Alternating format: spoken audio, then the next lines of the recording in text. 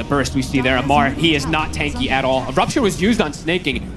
Nightfall feeling like he doesn't need it versus the Weaver. When they're grouped up on Betboom as a cluster like that, it's insane burst damage as I've seen. I mean, and as you say, maybe if Maureen was in a better position in terms of his HP and mana, they might have been able to have a shot of fighting back, but it wasn't the case. He gets caught low, and Falcons, they have to bail out of that. 0-5 for Amar. he just TPs in. It just gets killed this time around.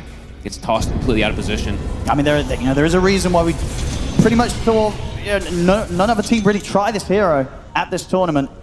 It's not one of the popular ones right now. Can be a risk for sure. And bottom lane. Bottom, they got a good connection. It's an easy kill. Why did they get the birds? It's a lot of money. Good pick here for Falcons. It's going to help Maureen on his way towards his BKB. And yeah, Crit getting the last kill hit on that as well. It's going to be a very quick Gleipnir on this support hoodwink this game for Crit. Quote-unquote support. I mean, we've seen some absurd games from Crit being able to scale in this tournament. This looks like it potentially could be one of those as well. How is Save's Blink coming around? Very close. I feel like for Betboom, they really need this Blink to be able to pick up the pace of the game to get these extra kills. On top lane. GPK. Maybe considering the dive here. TP's starting to come in. Can they take GPK down in time? I mean, he's able to turn. They're going to lose Snaking. Skeeter. They're going to potentially use Skeeter as well. Can he dive for the kill onto GPK? He can't. He's got to run. GPK's alive. Perfectly fine as he heals himself up. And Skeeter is caught by the dust.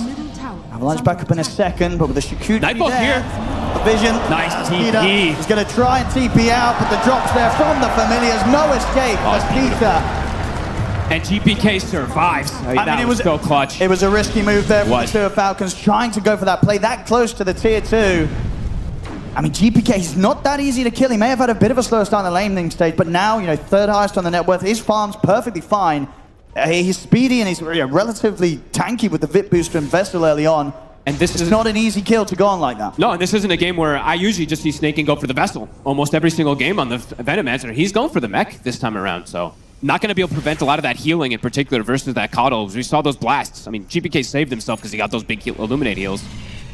Let's see what they can go for here. They want to try and strike back Falcons. This is a big timing. Betboom now has the Blink on Save and a BKB on Nightfall. I mean, if this fight goes wrong for Falcons, it's really going to hurt. I mean, look at this. Betboom, they're going to look to run into them. Save might get the toss back. It's a big catch. He's able to find Maureen, toss him straight back into the center of the rest of Betboom. Maureen's going to try and run. He's but speedy. Nightfall, he's able to chase him down. Miro with the burst. The control's there. Maureen's gone. They were so ready for that move. I mean, a few of these plays now back-to-back from Falcons looking a bit shaky. Betboom, they're more than ready to punish them. And they always have infinite mana. I'm seeing GPK's just throwing the mana onto Save, too. Sometimes when you have this Blink Rush build, you have to go back to base occasionally or ferry out some type of regen. Save, he's ready to go again. They don't have to hesitate here on the side of Betboom to keep applying this pressure.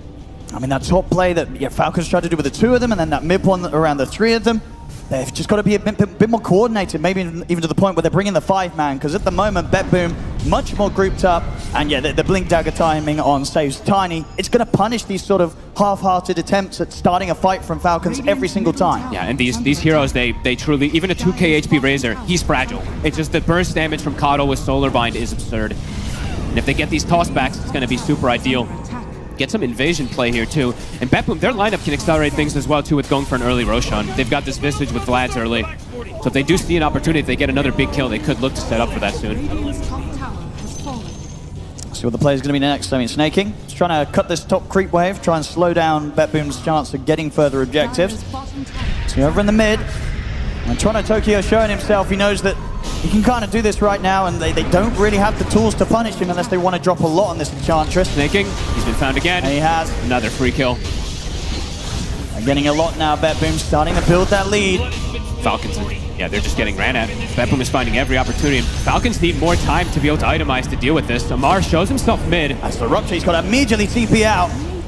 He won't be able to stop it, so it's a quick escape. This time a successful one. And Falcons can't even strike back versus any of these dive forward here. They're just trying to get as much farm as possible for Crit. And I was saying he's very farmed, but look at Toronto Tokyo. He's matching that farm of Crit on this Enchantress as well.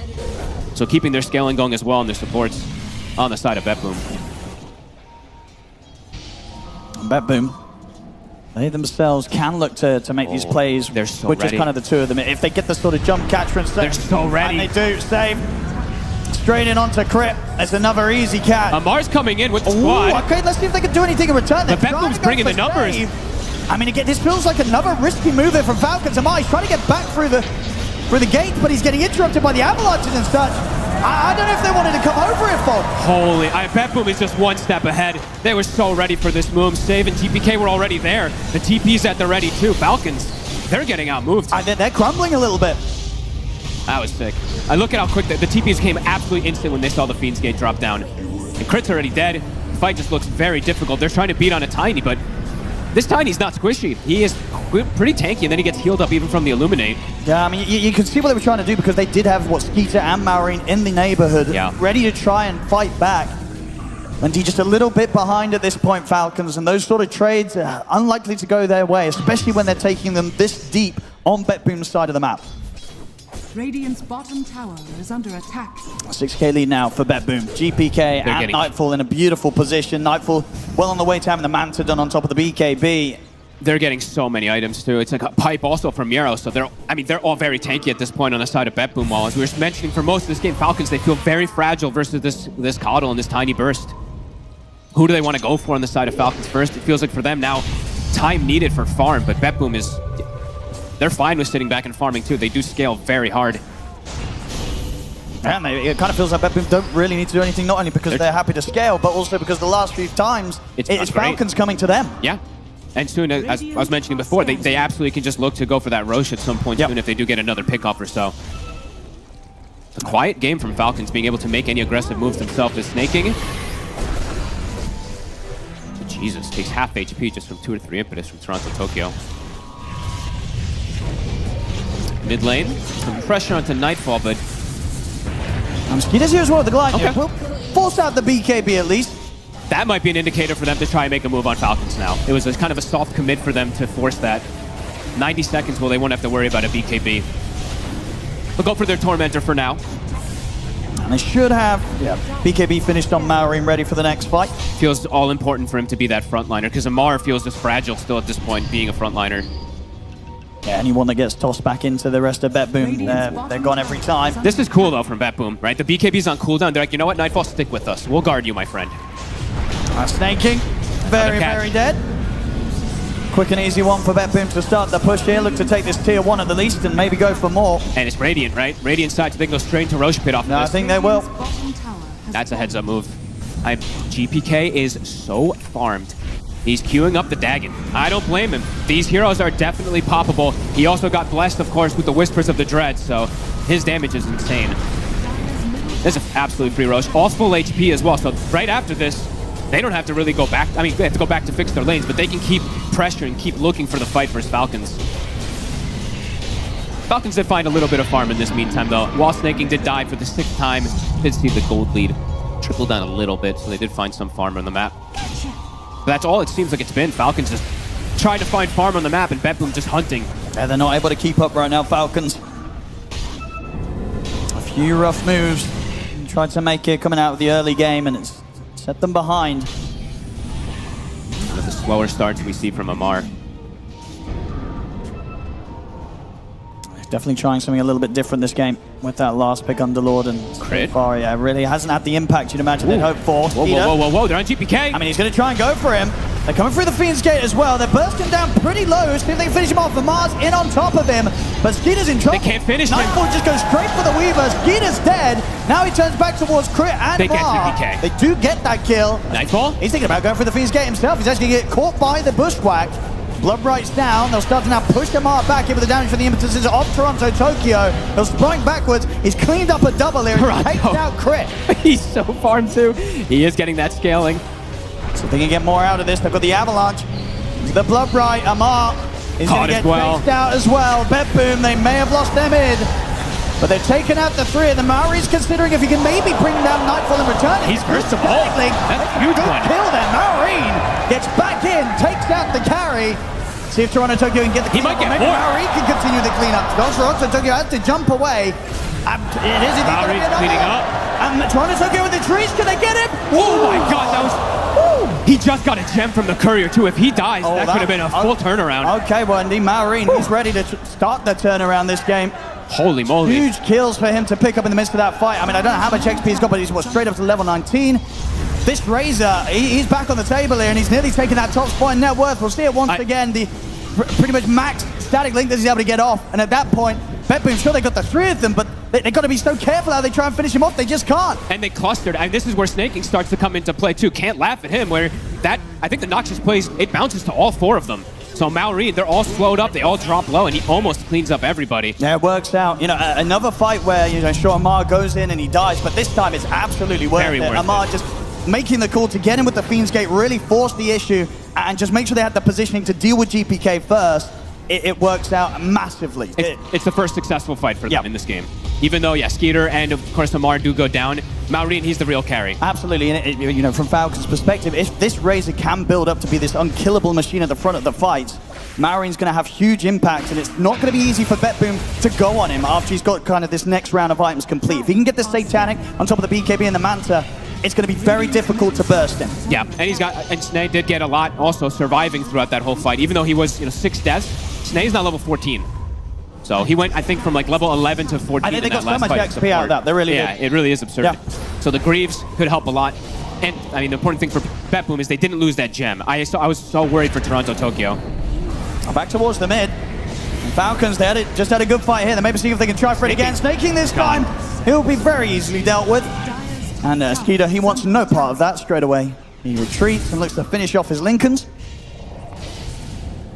8-20, and it's only a 3K lead for the side of BetBoom. Falcons showing that they can definitely maximize around the map, keep that farm up. And you know, for BetBoom now, they're definitely going to be having discussions about how they deal with this Razor. Yep. You know, what is sort of the best plan of action in these team fights? Do they have kind of the tools to try and burst Maureen and get him out of the fight before he's able to get his BKB off? Or do you just have to kind of ignore him, kill everyone else? What's the best approach? I think they have multiple different approaches. They can go for the big burst instantly, right, because they have the Tiny plus the Coddle and all that, or they can Rupture, right? That's one of the great tools. They don't have to use the Rupture on the Weaver in a lot of these situations, so we'll see which approaches they do want to go with it, but they do have a couple different angles to try to deal with this Razor as well. This game, very neck and neck. Amplified damage rune in the river. Nightfall. Double damage. So many auras on both sides. I'm trying to just keep track of who has which. There's Greaves and Pipe on the side of Falcons, while on the side of BetBoom they do have that Vlad's and I believe the AC soon to be finished, and a Pipe on Miero. It's kind of matching each other a little bit with those auras. With that fight going the way it did for BetBoom, even though they had that ages and such, they may be careful. Oh, okay, they'll see the chance to get a freebie here, snaking. Jesus. Toronto, Tokyo just doing so much damage as this Enchantress. I mean, yeah, 5-1 and 8. And these Enches, never write them off. Mar. Position bottom. Nightfall. Can't quite find him. And Lincoln's now finished up for Skitter, so some protection at the least versus that Rupture in particular.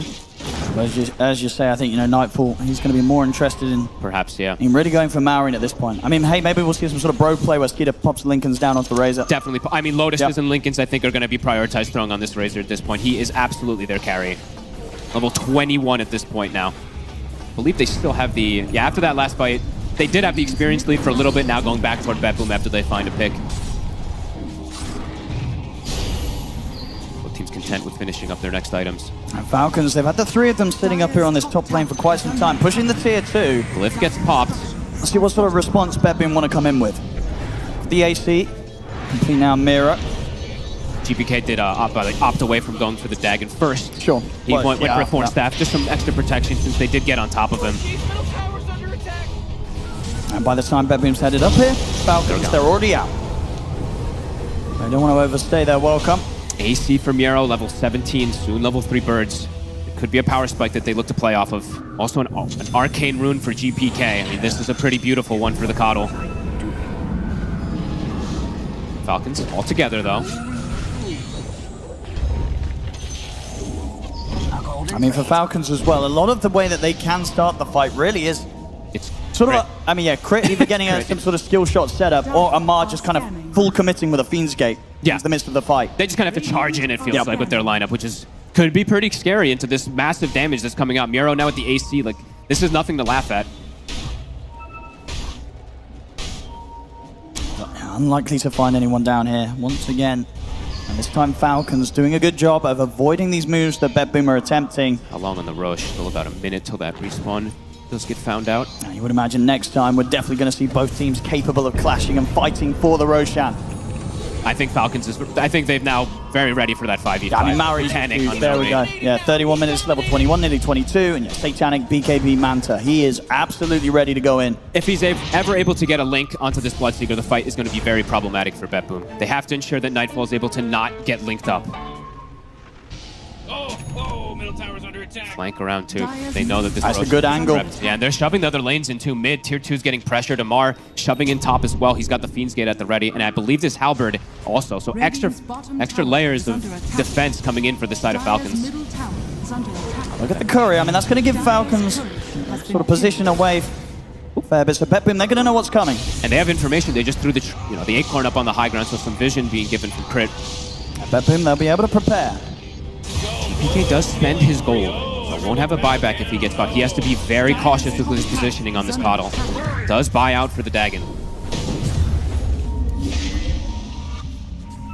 Amar, of course, ready to join if necessary. It's a bit of a long respawn. It's 90 seconds. A secondary smoke from the side of Falcons to get that positioning. They're looking for a different angle of approach here. As you say, for Falcons, Maori, he wants to find Nightfall. All this time spent, BetBoom is getting 0 farm. Amar is just farming the map. He's got his Halberd complete. The gold lead is pretty much at 0 now. Of course, by doing so, he's keeping his Atrophy Aura constantly up. So when he comes into these fights, he's going to be hitting pretty hard. The Lincoln's on Miero. They're going to go straight for the Visage first. We'll be able to push Maureen away. So Amar's in their face. Full duration league, and indeed, he's coming with the Fiend's Gate onto the high ground. He'll bounce down to the low ground. Save has to jump away with the Ogre's Hill Tome, but he's been taken out. They're on Maureen. They're looking at Maureen. Satanic. The BKB is falling low. He's healing up. The heals are there. Maureen's able to stand his ground for now. Trying to Tokyo, though, with the impetus, is it still hurting pretty badly. He's still alive. He backs Not away. anymore. The impetus is there. Okay, bring him down. Saves him with the combo. Takes Maureen out. The blast comes through for GPK. They've taken out 2. BetBoom. This Crit kills Nightfall. Wait, what? Okay. They get the Bloodseeker, but they may lose Skeeter. As save, he cleans up Crit. Skeeter, they're going to chase him down a little bit if they got anything else to throw at him. I don't think so. So Skeeter will escape. I mean, Falcons able to get something out of that, but still overall BetBoom, they're able to tackle that fight in a way where even though Maureen, as long as he did survive, they're able to play around it and kill him off, plus the 2 supports. Beautiful positioning from GPK in particular. He's just playing far right side. I don't even know how many blasts he gets off in this fight. I could count as probably like 6 or 7, but him and Toronto Tokyo, they're using their entire mana pools. Look at this Enchantress just throwing impetus the whole fight. So they kited perfectly. Nightfall actually did a cool job of kiting pretty well too, until the end, and then he runs on top of Crit and dies, but a really cool fight from BetBoom. Yeah, great. Look at this. GPK and Toronto Tokyo just blasting. And look at this as well. You know, save, no hesitation, comes in with a buyback. TP's up to the top side of the map, gets through the twin gate so he can get in here and help finish the cleanup in favor of them so they can get the 3 kills. It could have been way worse for Falcons. I mean, Crit gets the cleanup on Nightfall somehow, so they will all be respawning pretty much at the same time, so we could just have a straight another battle right back down there. An amp damage up on the top lane as well. I'll tell you what, the funny thing as well, you know, sure, Save kind of came in to help out, get the kills, help them get Maureen and such, but him sort of being there, he was also the target. It was the acorn shot yeah. bounce between, so... Hey, you can't blame him, you know, it happens. He has to do it, yeah. Oh, crazy game. 24-10, BetBoom. Very, very slight lead. It's so close, though. It's super close. Exactly what you'd hope to see from a game 1 of a grand finals. I love that this is one of those games where there just really is no ultimates that nobody needs to wait for. There's no like, oh my god, there's a Ravage, a Black Hole. No, it's just BKB cooldown's probably the only thing they have to worry about. Maureen's got an amplified damage. That could be the difference maker in the next fight. Smoke on smoke. Falcons on the hunt, and they're going in the correct direction here. BetBoom on the low ground. Smoke will dispel. Mirror and Snaking, they know what's up. So they're going to be able to find in the trees first. Toronto Tokyo jumps over the side. He's able to push Breaks back the link Maureen. instantly. But the static link is not going to be a successful one this first time round in the team fight. This is Falcons. They kind of have to back away a little bit here. Maureen not happy with that. Literally like a 1 second link, not even a 0.1 second link or something. And that was the Eye of Storm used too. Come on. I mean, Toronto Tokyo tries to step up at the front of the fight. It's going to be able to jump back, dodge the sharpshooter there. Beautiful dodge. They'll get the rupture out to Maureen. Maureen, he'll back out the fight for now. Nightfall, he wants to go full commit here with the BKB, but he has to be able to be careful. The BKB's popped. He's not able to get in on the fight. Falcons, they're able to step away from him. They used rupture as well as that BKB. They dropped it on Maureen, but Maureen was able to separate himself with the fight. They've also got the benefit of the Fiend's Gate, so quickly they get back to the base. They'll be able to heal up the 3 of them and then get back into this position to continue to hold this area around the Roshan. This could be hard for BetBoom to actually go back into the I don't fight think here. they can. They used a lot. With no Rupture and no BKB on Nightfall, they've got to kind of just concede this Roche to Falcons. That was a really smart little back away there from Falcons, resetting during the Rupture. Nightfall, a bit of a mistake there, just committing the BKB to go for these kills, but now without a BKB, this Roche is dying fast. Oh, it is. Can they even make it there I in mean, they're time? starting to move over. The scan did wear out in time, so maybe Falcons won't quite expect them. I mean, they're going to see them now with the wards up on the high ground. Plague Force was snaking. They know what's going on. They're able to get the space, to get the cheese onto Maori, get the Aegis onto Skeeter. That's a big deal, this cheese. We saw how much he was able to do if he can stand his ground.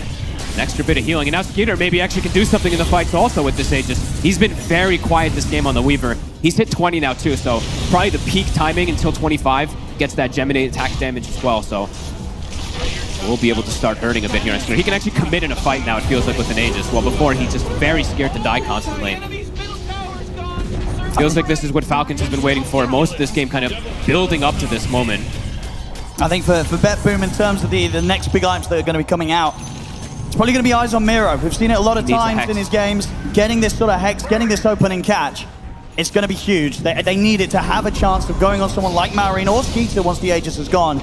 And just taking him out. The damage output stepped up. You know, Nightfall, he's finished his Mjolnir.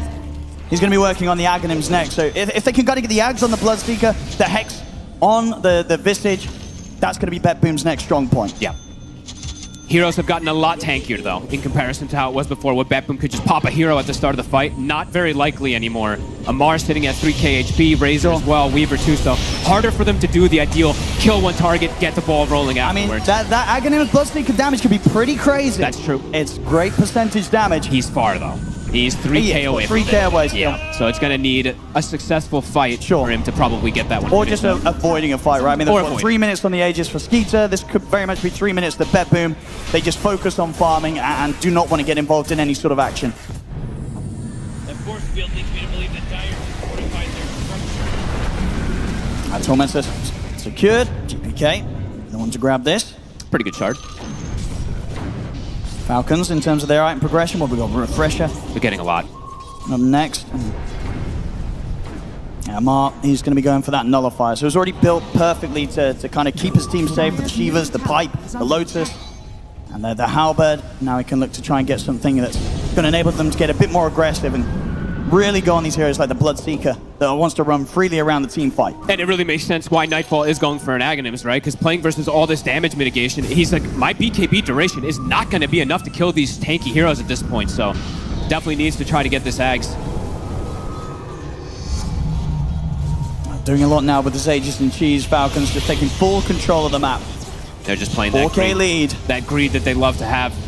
They know that BetBoom, if they want to try and get some farm out of the map during these moments as well, they have to do it much more as a unit. They can't afford to be as split up as Falcons are getting away with right now. And they're getting out efficiencies from Team Snaking, just jungling, insta-clearing creep. Everyone just farming very fast on the side of Falcons. And yeah, BetBoom, they kind of have to stick together a little bit. Big items being picked up. Falcons looking to get aggressive. I mean, they definitely could try their luck at least finishing the tier 2 here mid. Skeeter also on his way towards his own Nullifier. And they're starting to control. Snaking just putting these wards on high ground. He has a gem of his own, looking to control that map, constrict BetBoom from getting farm. What do you think the plan is here? Pressure. For Toronto, Tokyo, you know, you talk about becoming sort of additional carries. 5-1 and 10. He's having a great game. He's got 2,400 gold. He's going to look towards some damage, some control. What do you imagine he's considering on the Ench? That's a good question. I mean, they already have the AC and stuff, which is usually the ideal that you want to pick up for the Ench afterwards here. That's a good question. Probably some damage, honestly. Hex already finished on Miro. They're spending their gold. BetBoom is spending every single time here, and they always do have tossback factor once it gets to the base. And 1,000 gold away from having the Aghanims on Nightfall. Yeah, feels like they need that for the fight. This sort of Aegis time out, whilst it absolutely has allowed Falcons to continue to grow their lead on the map, and they are getting a little bit more, it has also meant that BetBoom will get that next round of items done, which are likely to be coming online at the same time that Skeeter's Aegis comes to an end. So BetBoom, they will still have a very solid high ground defense ready. just have to be very, very cautious with the BKB, the Rupture, how they use it to commit for these kills. If it's a bad usage of the BKB on Nightfall, things could be pretty difficult for them to be able to fight back versus Falcons. Absolutely. I mean, absolutely. To the point where we may even see some sort of crazy kind of Fiend's Gate diving tier 3s, tier 4s if Amar sort of sees the angle to go for it. Absolutely. He could go straight into the base. Yeah, I imagine we're going to see, honestly, for Nightfall, maybe even like a refresher pretty soon afterwards once he gets that next item. He's going to need it. They're going to smoke, so they've got that timing. Aghanims is done for him. Let's see if they can get these targets. Let's see if he can actually bring them down with this extra damage he provides. Yeah. I'm looking forward to see just sort of how ridiculous or how impactful this percentage damage of the Blood Mist feels in the center of a team fight. Yeah, I'm going to keep eyes on him. Let's see how much you can do. Smoke on smoke. Who's I mean, going to they get both know. Falcons, of course, yeah. No Aegis for this fight. They see the acorns. Save. And they're going to get the jump save. In with the avalanche. He's going to get the toss back straight away. They'll be able to Gone before the fight. Crit is gone. That's pretty huge. If they can push on for more, Stavey gets pretty much completely static linked by Maureen. Maureen's got a lot of damage built up. He's trying to stand his ground against Nightfall. Nightfall needs to run. I mean, put the BKB in the axe. He's just gone. Maureen is able to chase him down. And now can look over towards Miro. It's a double kill for Maureen. They couldn't burst the Razor. Maureen gets another free fight to play. Toronto, Tokyo also to die here in the river. I need to see how much minus armor this Bloodseeker had in seconds. I think he got both links off, and he's just gone in seconds. Like, I'm watching Maureen's damage. Like, look at this. He has first static linked up, which is stealing armor as well, too, making him tankier. And then the secondary one, Nightfall dies in a fraction. He's at minus 24 armor. Look at this. He's trying his best to run, but the chase down's there. I mean, 4 dead on Betboom. And this is absolutely time for Falcons to do the damage to the base. They're down the mid lane. This Razor is just too much of a beast. It really is. The Aghanims did nothing from Nightfall. That one fight earlier around the mid that really sort of set him ahead. As it just allowed Maureen to continue his game at a pace that Betboom, they cannot deal with. 14 to 25. The barracks being taken here. There's still a tier 2 on the bottom lane for Betboom. And look at Amar. He's already starting to give out those high fives. I mean, what can Betboom do now? They've lost 2 sets of racks. Maureen gave them a question mark, of course, too. Yeah, I like that. Actually, typing question mark. A different approach there to the classic meme. That was insane. Him alone just ripping apart the fight. As it's Betboom who gets the initiation, too, right? Crit is deleted before the fight, and it doesn't mean anything. Yep. Nightfall, he can't do anything. This Bloodseeker. Yeah, how do you fight this Razor right now as the Bloodseeker? I don't know. The Aghanims, yeah, just didn't seem to matter whatsoever. Maureen didn't even have to pop cheese, too, right? So in the next situation, he could just have that cheese if they do get on top of him somehow to get that burst. And they can, they can chill out now, Falcons. They've got a few ways out of this game. They've hit their pretty stride. Comfortable, 18k lead. So many big issues that Betboom just can't deal with. Like, even if they are killing Maureen, they're probably not killing Skeeter. Skeeter's nearly level 25 as well. And good luck killing Maureen. I'm just seeing them they throw all the buffs on him. They throw like double lotuses, they pipe him, etc. And it's just not enough for them. They don't have the burst at this point. Unless it's perfectly executed, perhaps, like a toss back into a hex and he's completely isolated. But even then, Amar's just always going to be able to get to him to help out. The Fiend's Gate will always be ready.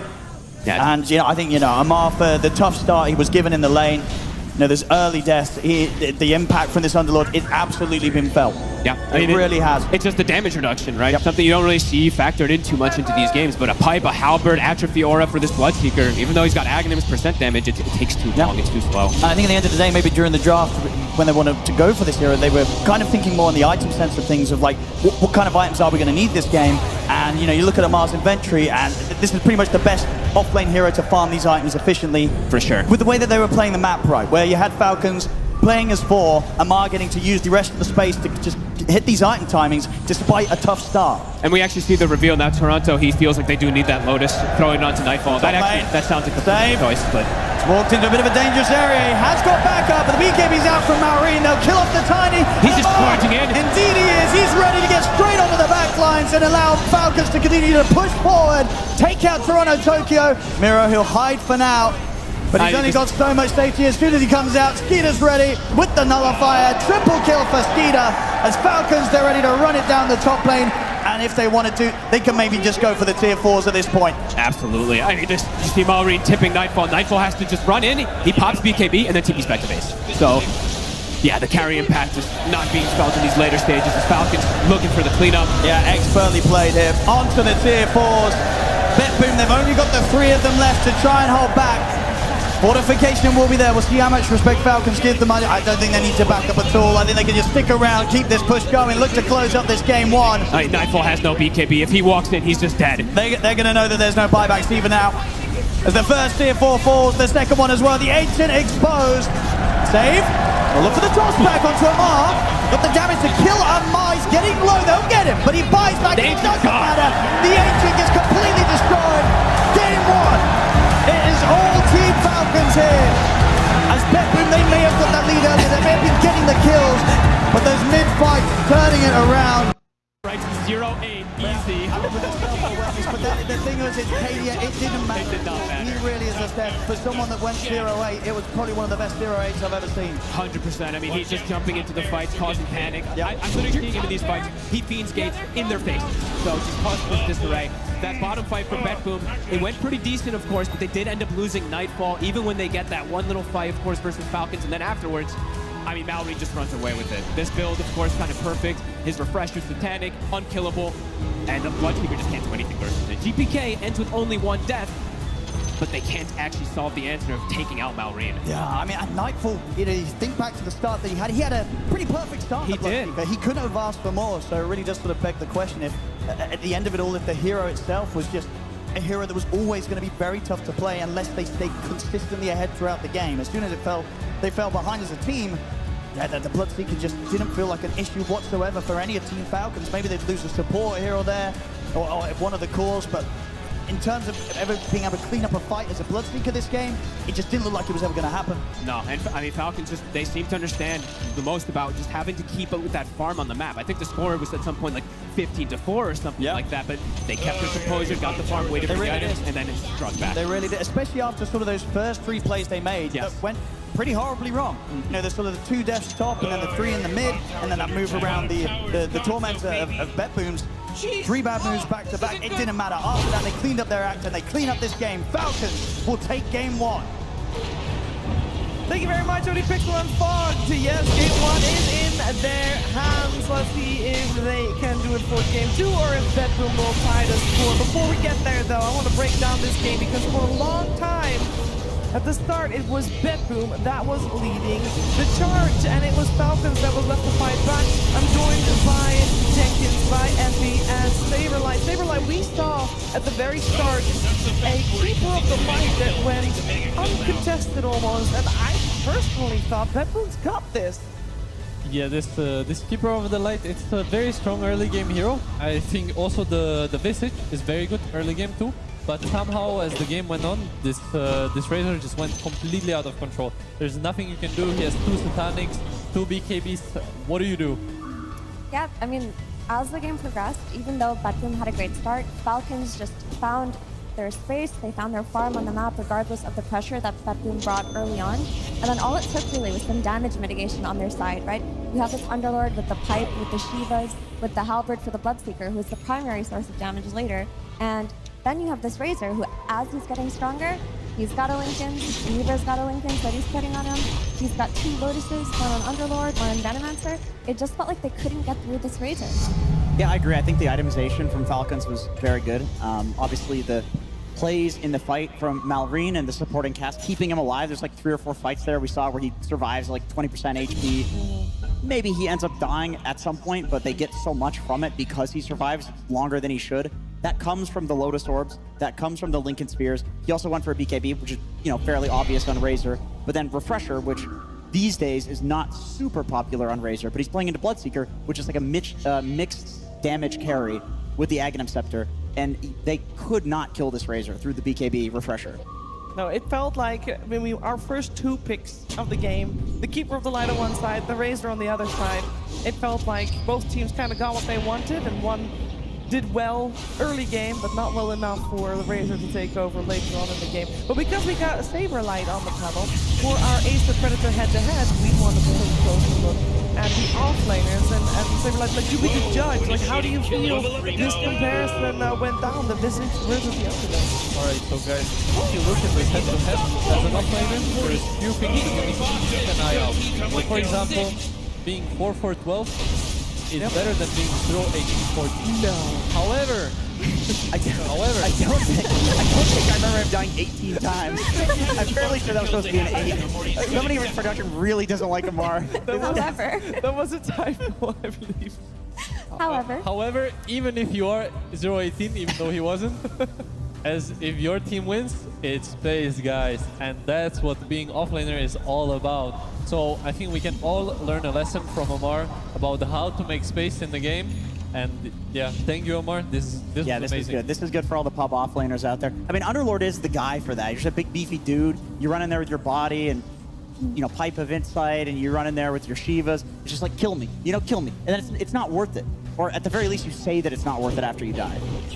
Yeah, exactly. It's like it's too much space, you know? It's always either you're making space or you're not dying, which is also making space. So as an offlaner, you cannot do anything wrong. People usually like say carries can't do anything wrong, but it's actually the It's an offlaner thing. I will agree to that, like, yeah. carry dip. Yeah. In my opinion, at least. Actually, Obviously not with RTZ. RTZ cannot do anything wrong. I love him. there you go. I think everybody in the crowd can get behind that one as well. And another guy that everybody here loves is the guy we're having on to right now. Pyrian, what are you up to, sir? Oh, what a lovely intro, Shibs. Thank you so much. I'm here with the people in the crowd with UK Dota's finest fan. Now, I have been having a great time at this event. Obviously, having an event in the UK means a great deal to me, as I'm sure it does to the fans. Are you guys here in the arena delighted that we have an event in the UK? Well, we want another one because we're greedy bastards, so I'm going to ask this lot to plead their case to ESL. Your man, perhaps you could begin. UK, terrible at Dota, best crowds in the world. Have a go. Do absolutely anything. He will do absolutely anything! What about you, lads? I'm getting mad. I'm getting UK angry about Dota, this. amazing. Crowds, best crowds. More UK Dota! Let's go this way. You fellas, you have something to say? UK Dota, Herald Skill, Immortal Crowds. Well said. And now perhaps we can get a chant of UK Dotes. UK Dotes and slowly pan out and then go back to Shiva. I'm directing it live on the bit here. So we'll slowly pan out. UK Dotes! UK Dotes! UK Dotes! UK Dotes! Thank you very much. That's to be honest. We do need more UK Dotes. Very happy that ESL 1 came back to Birmingham and it's been fantastic so far already. We're not even done just yet. Obviously, this was game 1, and we have. I have to talk about this because we have seen Bedboom in the grand finals before with one game down, and I just want to hear this from a player perspective, Saberlight. Is this the type of loss for Bedboom that could put them in the wrong mental state? Are they tilted? I feel like this is the type of loss where you go backstage and you're like, hey guys, we are winning Razor. After all, you know, we tried it, unlucky, it didn't work out. Next game, or actually, I mean, there's like a 50% chance that they might also just not ban it. And the running back, you know, that's the second track. Either you're like, okay, this 0 is just winning early games, we were supposed to win this game, but now, you know, they have the Razor. Or you're like, okay guys, they got the Razor, and we just have to learn that lesson and now we'll just have to switch it up. Because then they have to let anyone of the other poisons through, right? Because there's against Falcon so many heroes that you already need to ban. And maybe this time they're going to be second pick, which gives you 4 bans. That might help a little bit. Yeah, I think that does help against Falcon, for sure. What about the Coddle? Coddle's still good? They first pick their best hero, they lose with it. Is it the Razors the only issue? Hey, what do you think? This is a game? Your agent's under I attack. think all was still fine. The Visage kinda fell apart a little bit. I wasn't expecting Visage to have like much higher impact, man, but what? it Get kind up of on outta here. falls This off Radiant after just like minute fortified 30, their 35. structures. So even though they were winning the mid-game, it just It's kinda... when you start taking things Guys, seriously. You know wasn't what? Your enough. agent is under attack. They want Mori. Quick, yelling me about it. We have a fantastic guest all throughout our grand finals. And hands are being shaken here, and thank you as well. Yes, we're gonna go to a quick break, but when we're back, it's time for game number 2 of this grand finals.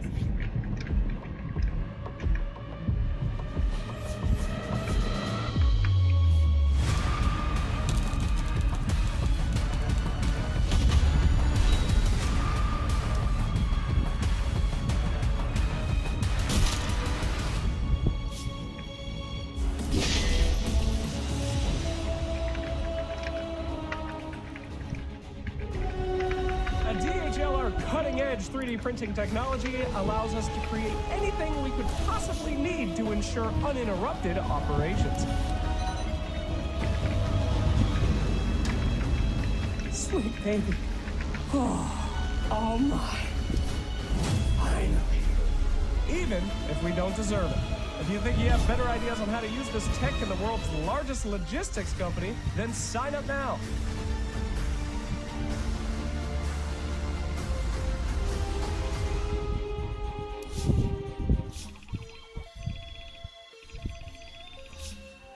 At some point in every gamer's life, there's a question to be asked. Do your clothes match your hobby in any situation? Or do they just represent what you dream of? No matter what situation, there's always the right way. The only real question is, which are you going to choose? Decide for yourself.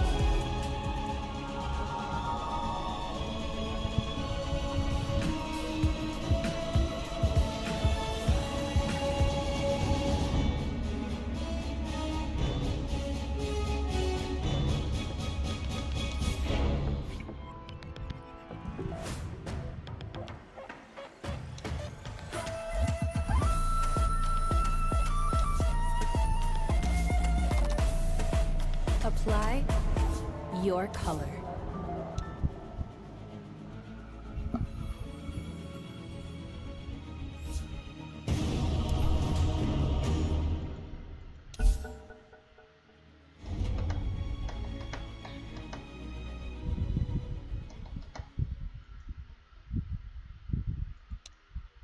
All new Jollibee Chicken Nuggets. Daming nagagawa on the go. Sarap ng crispy, juicy chicken on the go. With dip. All new Jollibee Chicken Nuggets. 99 lang. 10 seconds to pick your hero, you moron.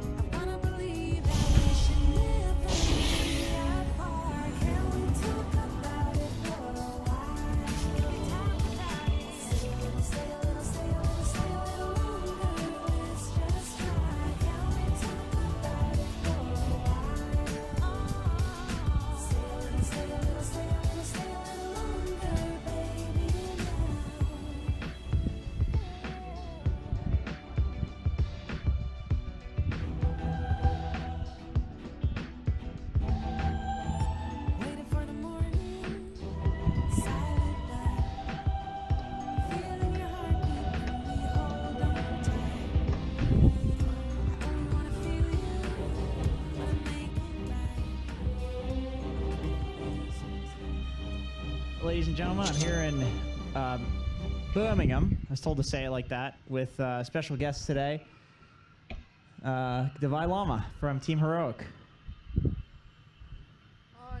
And we're doing going to be doing an interview. Hi. What do you think these are used for? I have no idea. They're probably like oil, like used oil from cooking or something.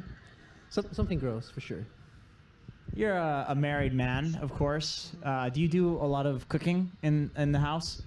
Some, but I'm rarely home nowadays. It's all just traveling, so I'm not used to cooking much anymore. But when I am home, I try and like cook along with my wife. Yeah. What's your favorite dish that you would cook with your wife? Rendang. It's like an Indonesian stew / curry with beef. It's very good. Venomancer. Sounds delicious. And speaking of your delicious, we're going to get into some delicious Dota, of course, with your team. And you guys are... Oxygen-rich atmosphere. Would you say you're an up-and-coming team? Monsters. We'll be Of course, fine. yeah. Let's party. We're from an up-and-coming region, South America. You know, like after last TI, there's a little bit of a dip into SA Dota, but we're trying to bring SA Dota back up to the top. What's it like for you as a German guy? You're German, right? No, I'm Belgian. What's it like for you? We say Dutch? It's more like Dutch. I mean, I speak Dutch as my native language. And what's it like for you as a European guy living in What's it like Brazil? for you? Do you like the food there? Is there any like culture shock going on? Well, we didn't live in Brazil. We were on a boot camp there for 4 weeks. So I basically lived there for 4 weeks, and we were also in Peru for 4 weeks.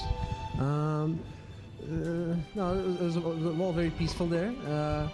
And culture, yeah, it's a lot of traveling. Ooh, 30 I don't get seconds to go out and until fight that often. this and place when goes I'm ham. often, yeah, sometimes it does feel like very different, but it's nice. I like the different atmospheres and cultures. Is this the tournament you're gonna win? Maybe, I hope so. Guys trying to stay humble there. So. Okay, ladies and gentlemen, that's going to be it for today. Thank you so much for checking us out. This is an interview with Divine Llama. Good to meet you. Yeah, nice to see you too. Hello, ladies and gentlemen. I'm here with Analog Here we from go, Rick. Team Heroic. The battle's about to go. What's the most British thing that you know? Shelby walk. Oh, that like on the Shelby? Yeah. Can you show me the Shelby walk?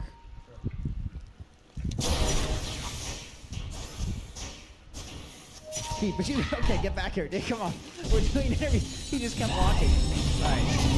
Oh, boy, 40. Somebody just got As a Brazilian, of real course. brave over there. He's got packet loss. I use it to play 150 ping, so yeah. Makes sense. Who would you say is the worst player on your team? For sure, it's KJ. For sure. Like, I fucking hate it. Oh yeah, talking about the best teammate I have, this guy here, man, he's like, always got my back. The two Brazilians, you know, like, man, I love him. I love him. Like, always got my back, always give me wards, give me sentries, tangles. Sometimes he buys a bottle for me, you know, like, I always say, man, go and earn me, please. Control my room. Take my back. Man, this guy, love him, love him. Chama. Ladies and gentlemen, that has been an interview with Team Heroic. Thank you so much for watching, and we'll throw back to whatever. I don't know why I keep throwing these, but goodbye.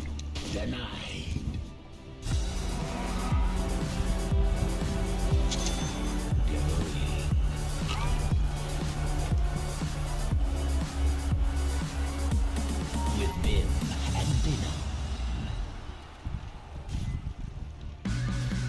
The grand finals here at ESL 1 Birmingham continues. We are in our best of 5, and game 1 went the way of Team Falcons. Bedroom, of course, looking to tie the score in game number 2 as we're heading over to that one in just a second. I am joined on the panel by Purge, by Jenkins, and straight from the content as well, Analog. How you doing?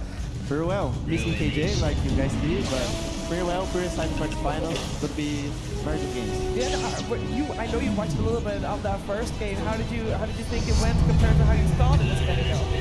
I think I thought Bad Boom would destroy the game, would desert the game, Coddle, Tiny, Encanto, you know, such a good tempo. But these are hero, man. They do so well on Falcon there. They especially on it. Like, go to late game and they have a good game on Hazer, he's gonna carry it. And the question, of course, is, will that Razor be seen once again? We talked about it. It might just be banned by Falcons, sorry, by Bedroom, or it might just be let through. But banned is where we're going. We did swap up the sides, but it seems like we're still with the same pick order. That means that Bedroom still only has 3 bans before getting to pick their Cottle once again. And that leaves the question, Analog, I'm gonna ask you again, was Razor the only problem from that first game, you think, for the Cottle? No, like, Coddle is very good against Hazer. I think that's why they don't ban it. They don't respect it, the Falcon's Hazer. He had a very good game on Coddle, like such a free game. It's working Coddle, but sounded like a 24 Coddle in the last game, you know? But right now they just respect the Hazer, say, okay guys, we can win the early game, but if we go to the late game, the race is gonna be a problem. Can't do this. I don't want to bombard you with questions here, Analog, but that's what I'm gonna do. You're the Coddle guy, right? Not the actual, not Coda, like that's a different guy, but you're the dude that is huge on this Coddle hero. Some mid laners, maybe the last pick it or something. You're a first pick Coddle fanatic. What is it exactly that makes this hero so overpowered? I think the most OP thing on Zero is like, he has a horse. So he's very fast, you know? Yeah, like, that makes sense. Every hero that has horse, they're fast in the map, and they go and take the tempo. Leshrac, Centaur, these are S-tier heroes. I think he's right. I think he's onto something. Yeah, like that's the horse meta, you know? It's a horse meta. What about the cat? The Morana, the Luna? No, they're not in the meta right now. Okay. That's the horse meta. They're falling off, you know? yeah, he's right. Incantries, also Incantries, you know? Kinda, horse kinda, you know? Yeah, half horse. Cats go very fast over short distances, but over the long distance you want to walk. And we did see CK making a comeback. It's all about endurance in this meta. Great. Glad we broke that down. One thing I was really appreciating saw last game, that both teams were very aura-based. There was tough fight on both teams. That's a little bit atypical for this meta so far. This game shaping up to be probably different with the Doom on the other side. It could be more about team fights and pickoffs and things like that. Yeah, Falcons want to go to late game here. Like, that's a good thing for Coro, because as a Coro you want to pace the game, you know, want the tempo, want to win the early game. That's what makes the hero strong. Not because of the Horde. I'll be a bit because of the Horde, but also because of his early game. Now, the Doom versus Coro matchup, that's a pretty interesting one, because I remember, like, at the start of the tournament, people were picking Sniper against the Caudle and just kind of like farming while the Caudle farms and doing well in lane against it.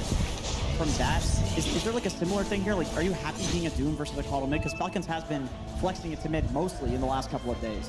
I think it's more a comfortable thing for Falcons. They love flexing between Amar and Marine. It gives too much direct advantage. And there's a good thing about Doom against Coro is like, Doom can eat the Purge creep, okay, and debuff the cover spell, so you're gonna be fine. Oh, that is true. Yeah, deal with the Vestal, deal with the Solar Bind, or whatever the hell it's called. Yeah, Coro hates the spell Purge. That's really good. Ooh, Muerta. Okay. Very interesting. Gives it more flex potential. Could be support, could be carry. A lot of magic damage too. Yeah, paired together, very effective. Probably those two side like ganks and Muerta gank makes her spells even easier to combo. And they go with the Clockwork. A hero that has been picked occasionally by some teams. It's kind of had up and down success. It was the hero that got Team Liquid eliminated. That's a good block game. I mean, if I'm a Doom, you know, you're building all of this physical armor. Like Doom, people complain that the way that this hero plays, you just run at somebody. Like, that's how you kill somebody, right? Clockwork does the exact same thing, except he's a support. So it's like, if you want to run at and Doom block, by all means, Flock is fine with that. And Flock actually provides enough damage to kill a Doom, even in the laning stage. Ooh. Primal Beast. I mean, we've seen him yeah. only 5 times, and has a great track record, but we don't see better. It's mostly been down the range as well, on the mid lane. He won it in the lower bracket finals. One of their matches, very great DKB here. So he's going to be the guy that probably tries to catch Cottle on the back line. Right now, Falcons is still hit the best dive, but if they do catch something, it's going to be able to layer stuns really effectively. Yeah, that's Medusa Coro right now. Like, about the clock pick, it's super good with Coro, right? The Coro really wants someone to go in front and stuns for you, so you bring your damage. Yeah. And also the Medusa right now, super good combo in the late game. Sometimes the Coro fall off, but if you have a good very good target to give mana, you actually scales as well. And Medusa is this hero, no? It's like you give her mana and you give her another snake, which also gives her mana. It's really, really good. Now, I'm thinking about the Primal versus Caudle mid lane matchup. This is an interesting one. A lot of the time, Caudle is going to be stacking camps here, but the way that Primal mid plays and the way that Malgreen popularized is he cuts the wave and then drags it to your camp.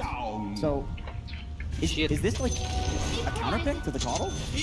I don't think it's a counter pick. I think it's more a thing of Falcons of being on comfort, because that's such a good game on Coro, right? They have no spells, they have like tanky heroes, and you're gonna go Vestal, you're gonna go, then you're gonna play very fast. I think it's super good for Coro, but also Marine gonna have his game, because he's gonna free farm against a lane in Coro. Coro is popularized by he don't destroy his lane, he just farms and gains side lane. So Marine's gonna have a good time maybe.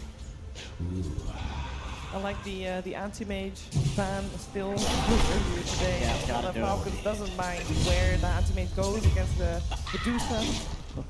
That upper bracket advantage. Got to watch Falcons see how they would deal with Medusa, and if they get the solutions out, maybe they'll be okay.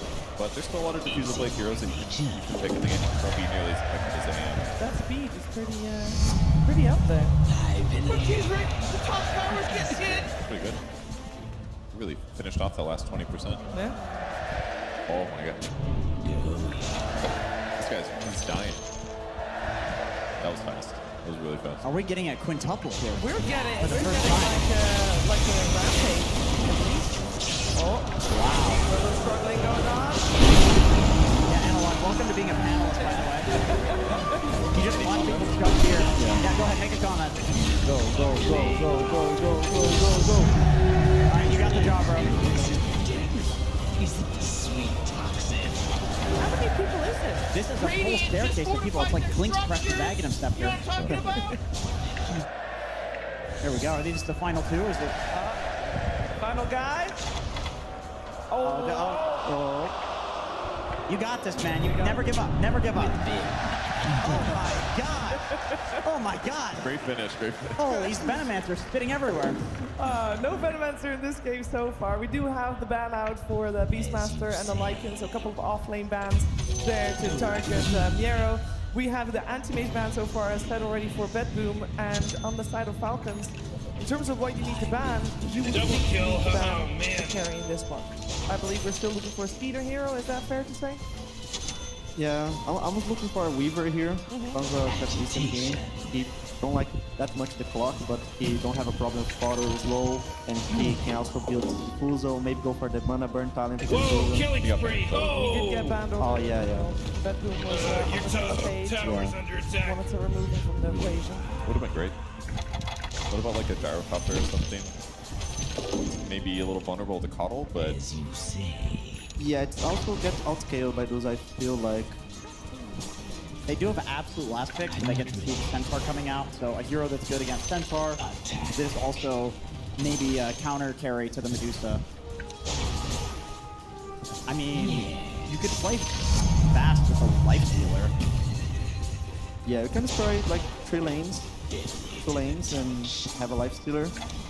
But gonna be the same case of Bedboom the last game, right? They are winning the game, but after third 5, they're gonna be a hard game. What about like I know it's weird, but like Juggernaut actually doesn't feel bad. I know people like it entirely immune to play. Like, you can actually on the game survive from you're like 1-1 items. Good against that front lane as well. I like it because Life Stealer and Jug can't be ganked by a call. That feels really nice right now. it doesn't still carry against Walker. Oh boy, killing spree! Wibble up a dum-dum! Would be like the first peak of Juggernaut. He's dominating now! He's dominating! I think Falcons has actually picked it once. I think they lost, so. I want to say indeed they picked it once and they lost. We'll see though. There's still quite a few heroes for Skeeter on the radar. Morty, middle tower. It's gonna be his pick. See what he wants to do to try and carry his team to getting a... It's so annoying. So annoying because Bedboom loves picking this 23 that don't lose the lane, like these blind offlaners, like what if you're against Painter, you know? Wow, I'm surprised. I mean, this is traditionally like a bad 1-to-1 matchup for the Medusa late game. They're playing to like, I guess just have more items on Sven than Medusa has. I mean, they're going to be able to chain stun somebody, and with a Sven doing the damage, like they're going to be able to explode almost any hero in this game. So, killing spree! Whoa! Pick, but it's definitely a comfort one, and it gives them damage to kill these supports easily if he gets on top of them. Yeah, Doom can help Sven carry this game. Like Sven is not a 1 versus 9 type of carry, but they have a Doom, so they should be fine. Who's the Doom target? Just Coddle every fight? Yeah, we should go for the Stantor is also a good one, right? Because you can stampede with everybody else. Also have the Primal Eggs against Duza in the late game, super good. Make this big shot, so I think they're fine. So I hear a lot of good points for Falcons on this draft. Is that correct? And a lot, would you favor Falcons in this game too as well? Had good points, but I'm favoring Bedboom as well. I think Photo is just a very good game of Photo. He's gonna be so free in the game. Duza has not such a strong counter this game, and they have like a blind off lane that's gonna bring tempos with Photo. I think this draft is so perfect. I think the score is gonna get tied up. Cheever, both games he thought the Coddle draft was going to win. This is a biased player. No. Favorite hero. No, this man loves Coddle player. In the previous game, they almost did it, right? They had a lead for a large time, but this is the better scale and potential for Falcons. Maybe this time around, they learned from that, you know? They banned the Haver, right? Yeah. They banned their problem. They beat their poison. Zone is an absolute whatever. They're gonna win the late game. Have them do it. All good. Easy game for the keeper of the light. Easy game for Bedroom Sense. Because they get on board with that. I will say, yeah, I agree. I think Model rotating to these side lanes is for Sven. You're just like happy to go with the Vessel and kill these heroes. Even early, you do tons of magic damage. These are high armor heroes. My eyes are on Malrine for counter-rotating this and trying to make something happen. Ooh, they took out the enemy's middle tower! Let's find out what's gonna happen in this second game of this best of 5 grand finals. We're heading over to our commentary duo of Odie Pixel and Fog! Thank you very much, Kiva. Yes, game 2 time here between Bedboom and Falcons, Betboom, Fog, they're going for a similar start at least with the draft, right? They go for this GPK call, they really believe in it. The question is, have they managed to set up the rest of it to be a much better call game? Is GPK going to pop off, and is this Medusa going to be able to out-carry Falcons? I think they've at least tried to fix the issue of scale it, right? I think that last game we saw, they kind of stagnated, they hit a limit where they could grow. This Visage, this Coddle, this Bloodseeker, it's super strong in that early mid-game, but as the game progressed to later stages, definitely can see the weaknesses. So them going for this Medusa pick feels like they're trying to find that extra answer, make sure that the Coddle stays relevant, make sure he has a good target to go for these chakras, and to go for that scaling. Let's see if it works, because Malrine, of course, playing another one of his super comfort heroes. He has like 9 of these super master heroes, of course. So yeah, so we'll see if they can do it. They stick with their guns. It's very cookie cutter kind of draft that they've done for themselves. Although not so much Primal recently. They absolutely love this hero, and I know they talked about on the panel. We'll see what type of street manipulation and stuff like that we will be seeing from this Primal beast. He's going to be able to pull out this one. And some of the other picks, you know, very much flavor of the team. You know, Betboom having like the support. Moense here for save. Always fun to see what sort of cool tricks he can pull off with some good angles with the dead shot. And can be quite nice, especially early on with the cooling, if he's able to sort of get that down, silence Malrine when Malrine's kind of going on the rest of the team. It can be quite disruptive for the trying to get out. Definitely, it seems like a stronger push to go for the scale in particular. Pretty strong scale draft overall here in this Vendor matchup. They don't ever really play with one character. They always play with like everyone's trying to get farmed. Yeah, that's good. That's good. Of course, that combo that they managed to get through the draft. I feel like in the previous matches made when the Medusa was more popular, this is something that would never really get let through, right? The Coddle Medusa, it can become pretty ridiculous in the team fight. Yeah, that all kicks off. It's gonna be a lot of battle, it feels like, especially in this bottom lane. This Deuce the Clockwork versus this crit Hoodwink plus Amar is Amar. Oh. I think they might have him. Gonna take a bit of a beating as well, too. Down to 70 HP. Nice move from Toronto Tokyo. Great start for the lane for Betboom. Just an instant go. No hesitation trying to get the pressure. Got a good snake, got a good connection with the blood grenade. I mean, we did, of course, see last time in game 1, Betboom, they were very good at getting a lot of the early kills. Yeah. They always, I feel like they always take this very, very strong lane for Nightfall in particular. It's a strategy that they like to have. Except for that one game with STL. I think that's the only time I saw them have a bit of a weak lane, but Toronto Tokyo really put some pressure on the market at the start. And overall, with the way that Falcons themselves ended the draft, did you sort of see the Sven coming? Do you think that was kind of the best option that they had left in terms of what they want to try and do and the way they want to play against this Medusa? It's their comfort. He's going to be able to always farm those stacks of snaking. Gets caught, and he is very dead. That's another one for Betboom in this laning stage. They're looking to be super aggressive. Yeah, it's just comfort. You know, this is just the way the Falcons ends up drafting themselves. Maybe it's not that best matchup individually versus that 4-4, but Peter just likes to play these and have a little bit of extra setup, I think, in particular. Maybe they were looking at that they don't have that creative setup for, like, the arrows and stuff. Extra control is always nice to have for Skeeter. I see him play, like, these CKs and Spens in a lot of situations. I wouldn't see others. Bottom lane. Where's Aisha? They'll be able to get a lot of damage onto Amar again. Toronto Tokyo can run him down. A little bit of heal here with charges, but Amar, be very careful. It's a pretty solid lane here with the Clock Medusa. Toronto Tokyo can close the gap. Nightfall definitely threaten them. Especially when they hit level 3. That extra kill threat when you have level 2 batteries, Crispy 2 rises a lot. Amar just staying low. He's definitely going to prove problematic for him to get these extra last hits. He does get a nice creep. He gets the chain lightning creep. It will be a slow start for this Doom. See on the top lane as well. So far, a little bit of a slight lead here for the CS on Miro. And here we start close. We start seeing the dragon. The standard Malphite Primal Beast play. Dragon these creeps into the other creeps, into neutrals, etc. Malrine, cool. He's starting to get in on this. Wait, no, hold on! He's unstoppable! Be aware that this is aggressive. We're going to continue in that bit. We're going to look at any chance that he can Malrine get in and get on top of GPK, try and shake him up with the base. His lane's looking real nice to start. Double kill. Will the smell of freshly slaughtered bodies. Off to a hot start here. Getting the healing Lotus as well for their Deuce early on in this laning phase is going to be nice to make sure that Nightfall shouldn't die.